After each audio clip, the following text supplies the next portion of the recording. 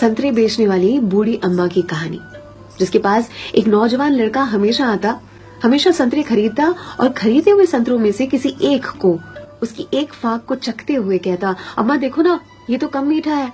और अम्मा हमेशा दूसरी फाक को चखते हुए कहती, नहीं बेटा, ये तो बराबर मीठा है।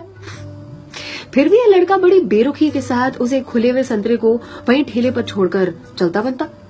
अब इस नौजवान के साथ उसकी पत्नी भी हमेशा हुआ करती। एक दिन पत्नी ने पूछा, ये जो तुम हर बार अम्मा के ठेले पर पहुंचकर नौटंकी शुरू कर देते हो, ये संतरा तो कम मीठा है, ये संतरा तो कम मीठा है। संतरे तो मैंने भी चखे हैं, बराबर होते हैं, लेकिन फिर इस नौटंकी के पीछे राज क्या है, चाहते क्या हो तुम? इस पर लड़के ने अपनी पत्नी को एक मीठी सी मुस्कान दी और कहा, मुझे भी पता है कि सारे के सारे संतरे बहुत ही मीठे होते हैं, लेकिन तुमने कभी अम्मा को देखा है?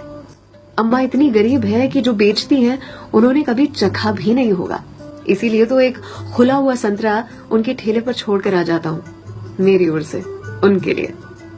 अम्मा के बाजू में जो सब्जी वाली थी, उसने एक दिन कहा उनसे, आपको पता है ये जो सरफरा आपके ठेले पर आता है संतरे खरीदने के लिए, इतनी चिकचिक करता है आपसे कि आप नाप तोल में उसे ज्यादा संतरे दे देती हो। इस पर अम्मा ने कहा कि वो कभी मुझसे संतरे की मिठास पर चिकचिक करता ही नहीं है, वो ये चिकचिक करता है मुझे संतरा खिलाने के लिए, एक छोड़कर जाता है। क्या मुझे पता नहीं है? उसकी चिकचिक में भी उसके प्यार की मिठास नजर आती है।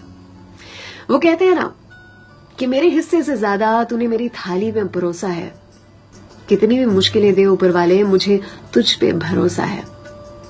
छीन कर खाने वाले का कभी पेट नहीं भरता और बांट कर खाने वाला कभी भूखा नहीं मरता। अगर कोई ऐसा दिखे उसकी मदद जरूर से करे, इसी को तो कहते हैं जियो दिल से।